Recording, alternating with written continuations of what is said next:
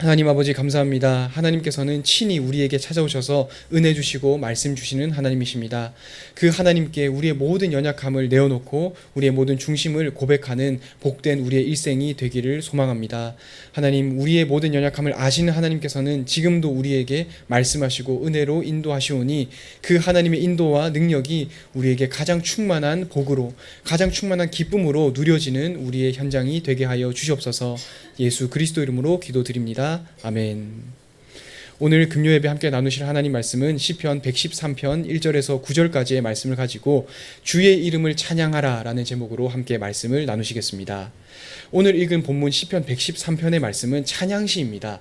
우리가 111편 그리고 112편, 113편은 하나로 묶여있는 찬양시다라고도 우리는 볼 수 있는데요. 지난주에 우리가 시편 112편의 말씀을 보았을 때에 우리 하나님의 자녀는 복 있는 자다, 그리고 하나님의 자녀는 하나님께서 우리를 불러주셨기 때문에 참된 형통을 누릴 수 있다라고 말씀을 받았습니다. 능력 없는 우리를 인도하신 하나님, 아무런 자격이 없는 우리를 인도하셨기 때문에 우리는 당연히 할렐루야라고 찬양할 수 있고 하나님께 온 마음을 다해서 찬양을 할 수 있다라고 시편 112편의 말씀을 받았습니다. 그것과 이어지는 본문 말씀이 오늘의 본문 시편 113편의 말씀인데요. 오늘의 주제는 단순합니다. 하나님을 찬양하라 라는 주제를 가지고 시편 113편의 이 내용이 전개되어집니다. 오늘 이 본문을 함께 나누시면서 우리의 온전한 고백, 우리의 유일한 고백, 그 찬양의 고백이 오늘 이 시편 113편의 고백만이 아니라 우리의 고백이 되기를 소망합니다. 우리의 찬양의 대상은 오직 하나님이십니다. 우리는 일상 가운데에서 사람을 높이는 것도 아니고, 그리고 일어나는 일들을 보면서 감탄하고, 또 그 반대로 일들이 안 된다면, 부정적인 일들이 생긴다면 낙심하는 것이 아니라 우리는 오직 하나님만을 높여드리고 일상 가운데에서 하나님께서 정말 살아계시구나, 하나님께서 정말 나에게 역사하고 계시구나 라는 것을 찬양하는 것이 우리가 해야 되는 유일한 고백이 되는 것입니다. 또 우리가 그 하나님께 찬양을 드릴 때, 우리의 고백과 중심을 하나님께 고백 드릴 때에 하나님께서 우리에게 이러한 응답을 주셨기 때문에, 혹은 이러한 해답을 우리에게 주셨기 때문에 찬양하는 것이 아니라 하나님이 우리의 아버지 되시고 하나님 그 존재만으로 우리는 찬양할 이유가 되는 것이죠. 그래서 좋은 일 또는 안 좋은 일, 긍정적인 일, 부정적인 일과 관계없이 하나님만으로, 하나님이 우리에게 말씀을 들려주신다는 그 사실만으로, 우리를 예배의 자리로 불러주셨다는 그 사실만으로 우리는 찬양할 수 있고 고백할 수 있는 줄 믿습니다. 그래서 찬양처럼 우리가 고백하는 것이 주님 한 분만으로 우리는 만족한다, 나의 모든 것 대신 주님 찬양해 라는 그 찬양이 우리의 고백, 또 일상의 고백이 되면 좋겠습니다. 우리가 오늘 첫 번째로 기억해야 될 것은 하나님의 이름을 기억하라 라는 것입니다.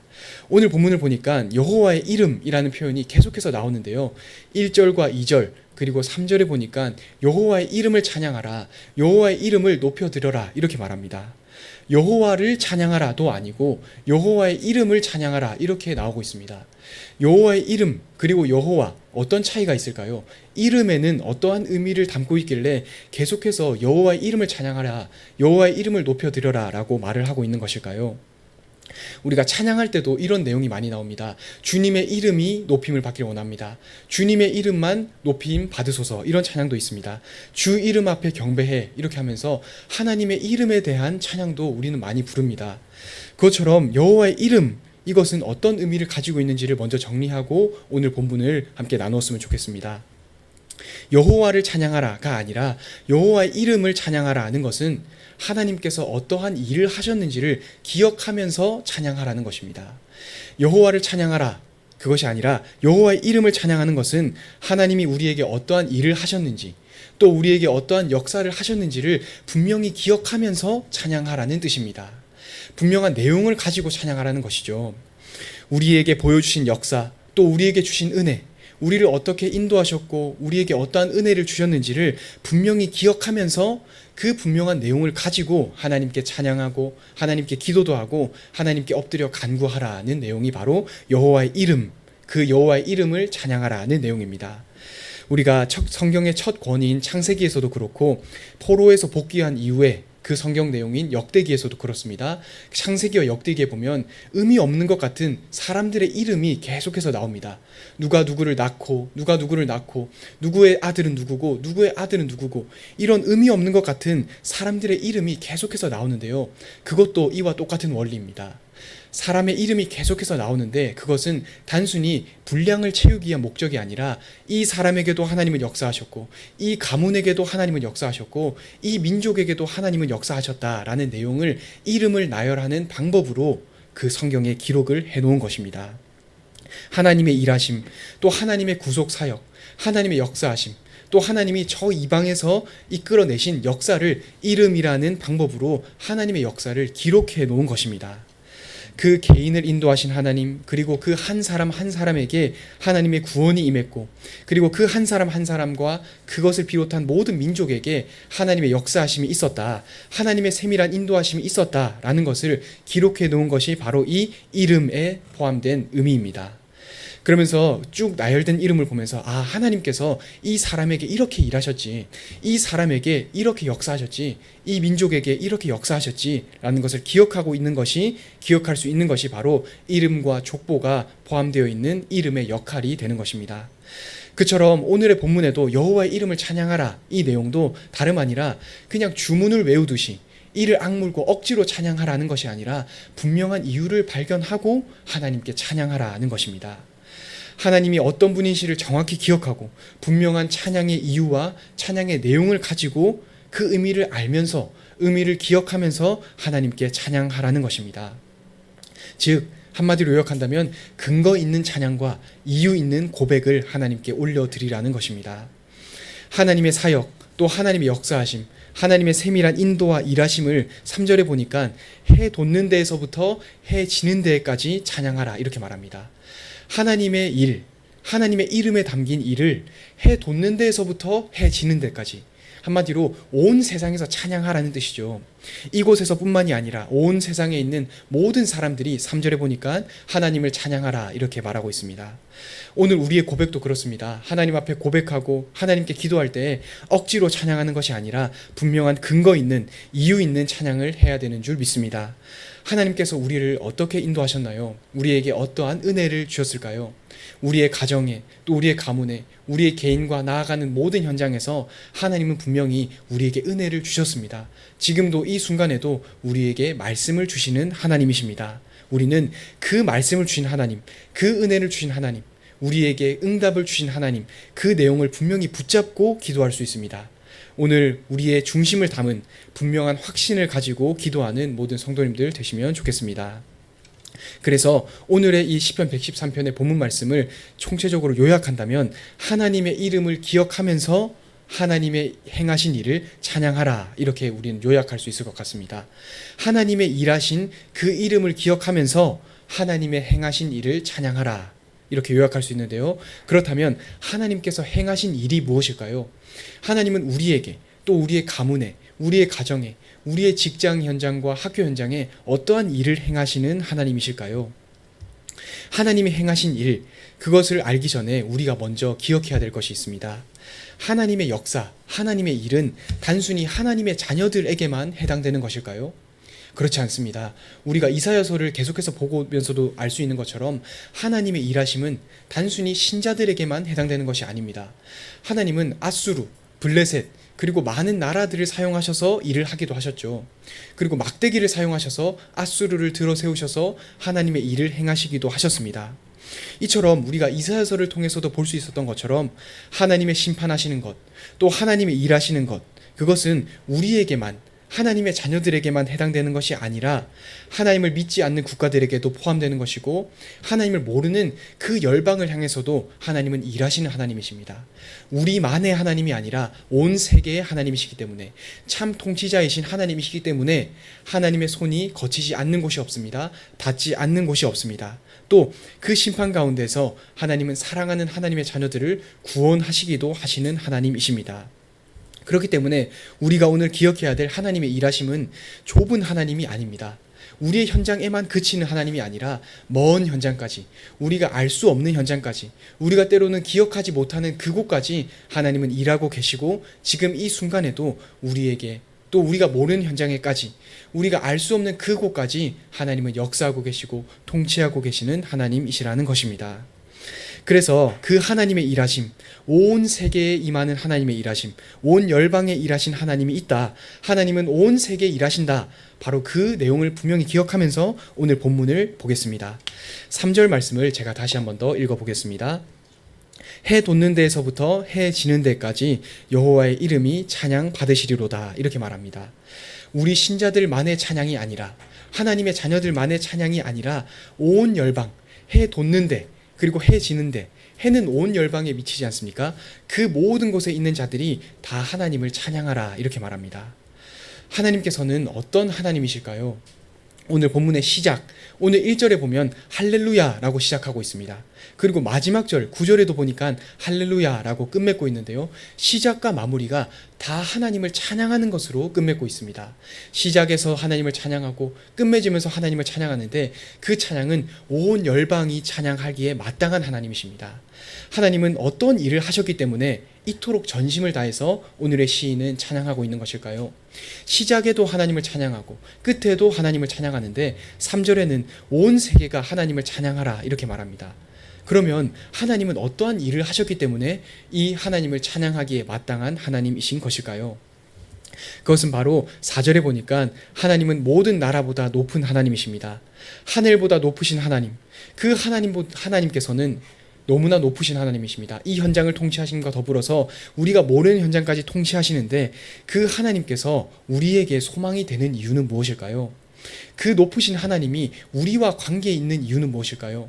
하나님은 높으신 하나님인데 우리 현장에는 문제가 있습니다. 하나님은 높으신 그곳에서 통치하시는 하나님이신데 그 높으신 하나님은 우리가 있는 이 현장과는 조금 차이가 있는 것 같습니다. 괴리가 생기는 것 같습니다. 하나님은 높으신데 우리는 연약할 수도 있고 부족함도 있습니다. 우리에게는 문제도 있습니다. 그러면 그 높으신 하나님이 어떻게 우리와 관련이 있는 것일까요? 하나님은 높으신데 우리는 어떻게 하나님께 아버지라고 간구할 수도 있고 어쩔 때는 친구처럼 하나님께 부르짖을 수도 있고 말씀을 받았지만 버팅기면서 하나님께 그렇게 간구할 수도 있는 것일까요? 바로 그것이 오늘 우리가 찬양할 이유가 되는 것입니다.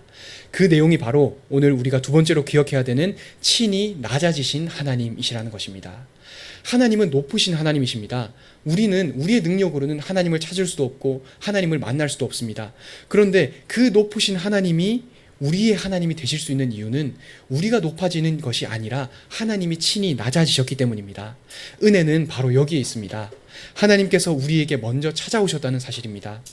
우리가 연약한 줄 아시고 우리가 부족한 줄 아시고 먼저 그 사실을 아시고 찾아오시고 우리에게 은혜를 주셨다는 것입니다. 생각해보면 우리가 예수님을 믿었던 것도 하나님을 향한 그 마음의 감동이 있었던 것도 모든 것이 하나님으로부터 출발했다는 사실입니다. 하나님을 알수록 하나님이 위대하신다는 것을 알수록 하나님은 정말 위대하신 하나님이구나. 하나님은 우리가 알 수 없을 정도로 높으신 하나님이시구나 라는 것을 알수록 그와 대비되는 우리의 연약함이 보입니다. 우리의 부족함이 보입니다. 하지만 오늘 본문에 나오는 것처럼 하나님은 그 높은 곳에서 우리의 현장까지 친히 낮아지셨기 때문에 우린 오늘 소망을 가질 수 있습니다. 우리의 육신의 연약함이 문제되지 않는 것입니다. 하나님이 우리에게 먼저 찾아오셨기 때문입니다. 하나님께서는 위대하신 하나님입니다. 그렇기 때문에 오늘 시인도 처음과 끝에 계속해서 하나님을 찬양합니다. 할렐루야 하나님을 찬양하리라. 마지막에도 할렐루야 주님의 이름을 높여드린다 라고 찬양하고 있습니다. 그런데 그 높으신 하나님이 바로 우리의 하나님입니다. 하나님이 친히 낮아지셔서 우리의 현장까지 오시고 우리의 가정까지 찾아오시고 우리의 이 연약한 마음까지 어루만져 주셨기 때문에 우리는 하나님을 고백할 수 있습니다. 높으신 하나님이 높으신 자들만의 하나님이 아니라 높으신 자들만 누릴 수 있는 하나님이 아니라 하늘 높이 있는 자들만의 하나님이 아니라 이 낮은 자리에 있는 이 현장에 있는 우리의 하나님이 친히 되어주셨다는 그 사실을 오늘 우리는 기억해야 합니다. 5절과 6절을 보니까 하나님은 저 높은 곳에 앉아 계신다 라고 시인은 고백하고 있습니다. 이것은 영적인 사실이죠. 하나님은 높은 곳에 앉으셔서 우리를 보고 계시고 그 많은 현장을 다스리고 계십니다. 그런데 6절에 보니까 하나님은 스스로 낮추시는 하나님이십니다. 스스로 낮추셔서 천지를 살피시는 하나님, 스스로 낮추셔서 우리 현장까지 하나님은 시선을 두시고, 우리 현장까지 하나님은 은혜를 주시고, 우리의 이 연약한 육신까지 하나님은 다스리시고 힘을 주시는 하나님이시라는 것입니다. 그래서 우리는 오늘 찬양하는 내용이 분명합니다. 친히 낮아지셔서 우리에게 은혜 주시는 하나님, 그 하나님을 오늘 우리는 찬양해야 합니다. 오늘 우리가 어떻게 요약했죠? 하나님이 어떠한 일을 하셨는지를 기억하면서 하나님을 찬양하라 라고 오늘의 본문을 요약할 수 있다고 했죠. 그 찬양의 내용이 바로 친히 낮아지신 하나님을 찬양하리라 라는 그 내용입니다. 우리의 현장까지 은혜를 주신 하나님, 우리의 이 낮은 현장까지, 우리의 연약한 마음까지 하나님은 먼저 찾아오신 하나님이십니다. 그 하나님을 우린 오늘 찬양하기에 마땅한 것입니다.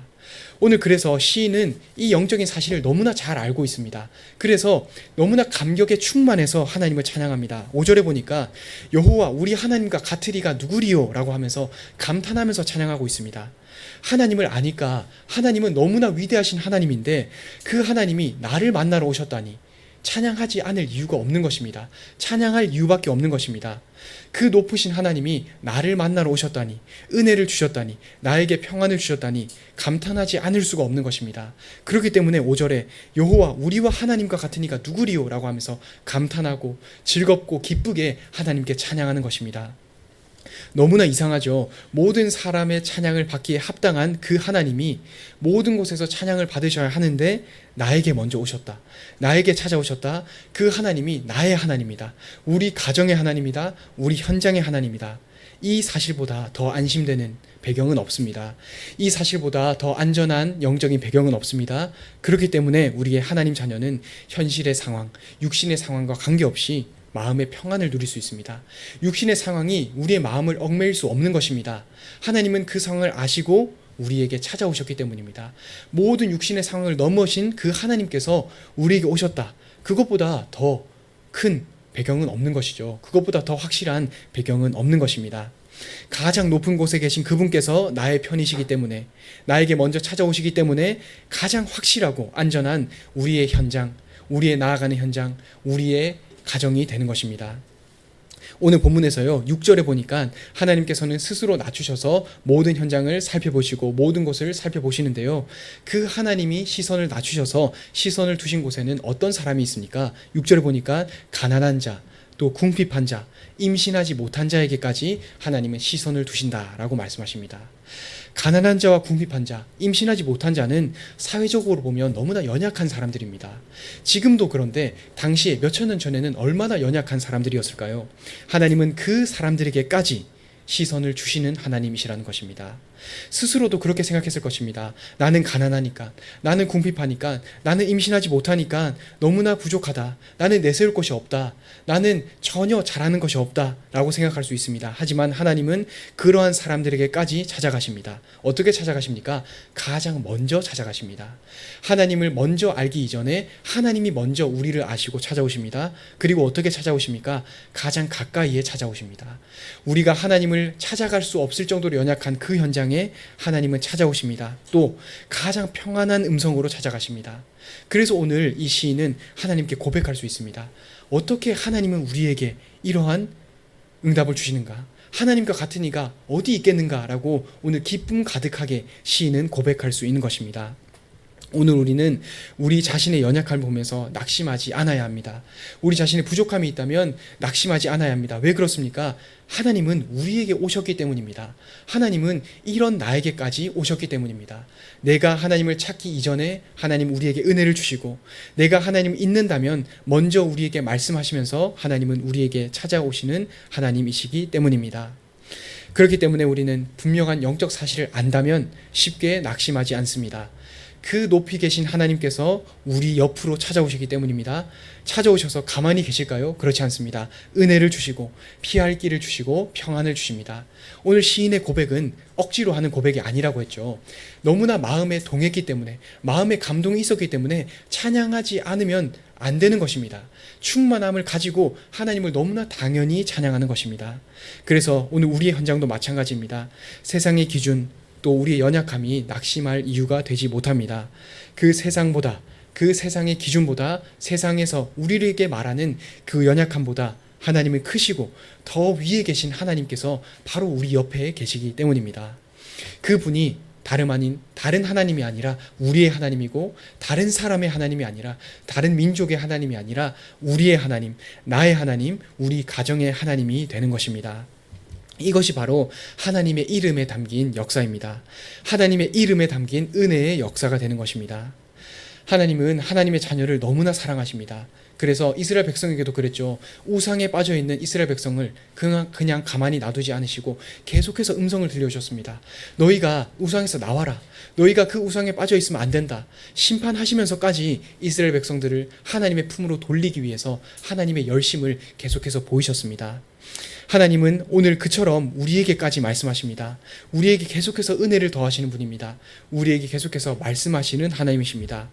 그 하나님을 안다면 우린 오늘 찬양할 이유를 발견한 것입니다. 찬양할 이유가 있습니다. 오늘 우리는 기도할 이유가 있습니다.